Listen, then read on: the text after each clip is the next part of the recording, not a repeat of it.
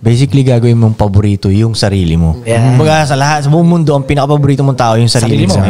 So yun, pagdating sa forma pa lang, kung hindi mo binibisa ng maayos yung sarili mo, hindi mo paborito yung sarili mo, di ba? Hindi mo spoiled yung sarili mo. Tama. Dapat, pati sa choice pa lang din ng pagkain tol eh. Kumbaga, let's say kung puro shit food yung kinakain mo, puro junk foods, hindi mo yata nirespeto yung sarili mo. Parang wala kang pakialam sa sarili mo. Pinapatay mo lang yung sarili mo. Sisig. Lahat ang dami pati sa group, sa mga pagpili din ng friends. Pero lagi kang kahangout may mga loser friends. Yan ba ang gusto mong maging friends? Hindi mo ba bibigyan ng mas maayos na friends yung sarili mo? Hindi mo ba iaangat? Pagdating rin sa babae, kaya dinidisrespect ka ng babae. Okay lang ba sa'yo na ma-disrespect ka ng babae o maghahanap ka ng babae hindi magdi-disrespect sa'yo? Right. Diba? So may mga, yun ang point ko, gawin mong paborito yung sarili mo, i-spoil din mo yung sarili mo dahil unang-una, yun lang pinakakampi mo rin sa lahat eh. Diba? Yun yung money machine mo eh. Yun yung money machine siya eh, diba? Yun ang gagawa ng pera sa'yo eh.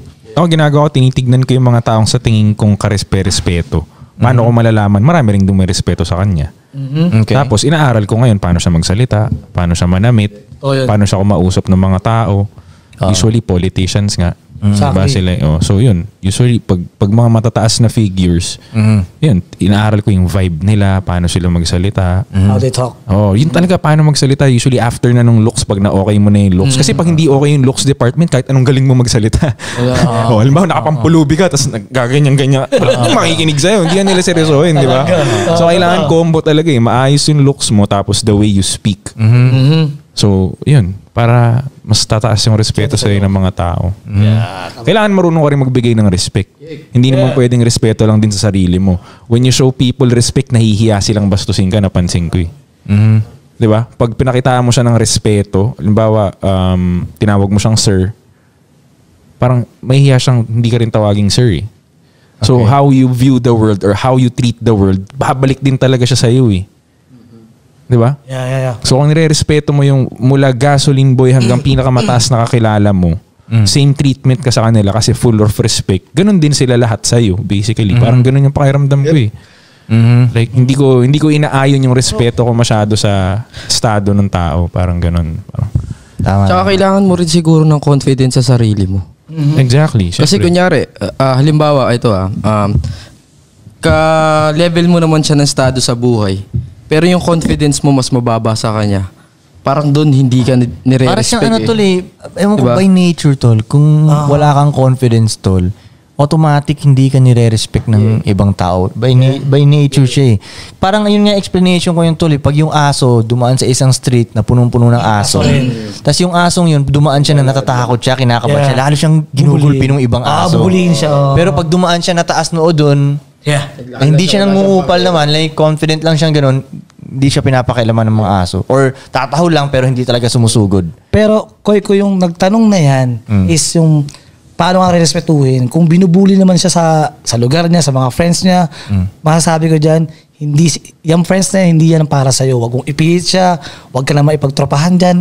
Hindi ka din-respeto. Sa bagay, may ganun sitwasyon din. Yung ibang tao, hindi mo napipiliting respetuhin ka. Pwede yung ibang tao, hindi nga lang talaga nila nakikita yung pero minsan sa akin, parang mas effective na ipakita mo sa lahat ng babastos sa'yo na hindi ka pwedeng bastusin. Pwede rin. Ang bisa talaga, ilang beses ko naranasan na sampulan mo kasi.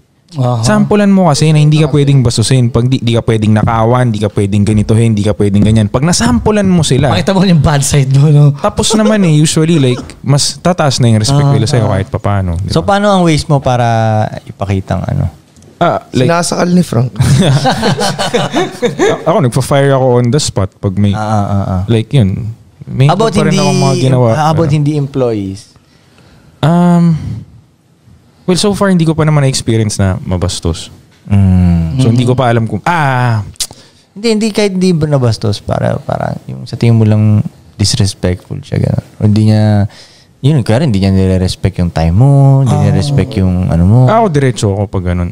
Like, diretso ako na for example, may hater ako na na-meet in real life. Parang sinabi ko sa kanya, kinakamayan niya ako eh. Like sabi ko, ikaw yung nag-hit sa Facebook eh. Ikaw yun ba't kita kakamayan? Nagugulat sila. Like, straight to the point. like, parang ano talaga parang I address it pag ganun, ayoko nang hindi ko pinapakita, parang ganun.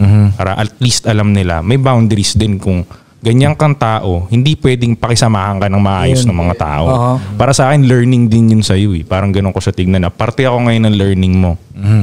Kailangan mo matuto. Tsaka sa mga possible na papunta pa lang sa gangsta o sa mga teenage life, kagaya ng isang anak ko, kagaya ng isang anak ko, yung mga tinotropa mo na, kung di talaga para sa'yo yan, hayaan mo na sila. Parang kayo, pinili ko rin para sa akin. Hindi ka talaga para sa akin eh. Naka-squatter area ako sa mga tropa, sa mga hood ko. Yun talaga yung pamumuhay nila. Anong gagawin ko? Hindi talaga kami compatible eh. So kung pipilitin ko na maging kami, lagyan mo na ng boundaries. Tapos huwag ka na mag-iwan ng negativity sa kanila. Kumbaga, yun nga, ayusin mo ang sarili mo, higit sa lahat din, kumuha ka ng para sa'yo na tropahan na talagang mas lalong i-build up din yung pagkatao mo. Para sa akin, yun For sure. Talagang respeto talaga. For sure. Shout out sa More Than 8 podcast. Yeah, for sure. Pasyaw. Yo, Boots! Yeah. Next question mo. Next question. Okay, ito para sa mga... Dadagdagan ko sa ano yun, pero hindi na. Sige. Hindi. Hahamunin mo na sparring yan. Hahamunin mo na Hindi, sa sparring. tingin ko para maging respeto ka rin. Para mag-create ka rin ng takot eh. Parang kailangan rin nila matakot sa'yo eh. Hindi lang yung parang kailangan ka nila irespetuhin. Pwede rin. Minsan kasi di ba nire-respeto, syempre nakakatakot, unfuckable yan. Pwede rin. Okay. Di ba? Pwede, marami rin iba't ibang klase ng takot na pwede mong pwede hindi physical na takot. Pwede rin yung takot nila na mawawala ka sa buhay nila. Yep. Yeah. Parang ganun. Oo. Kupal ka. Pag ako nawala sa buhay mo, iyak ka na. Ganun. Magsisisi ka na. Hindi mo na makakausap. Takot na ganun, tol. Pwede rin Hindi yung ganun. takot na... Pwede rin yung physical. Oo. Okay din yun.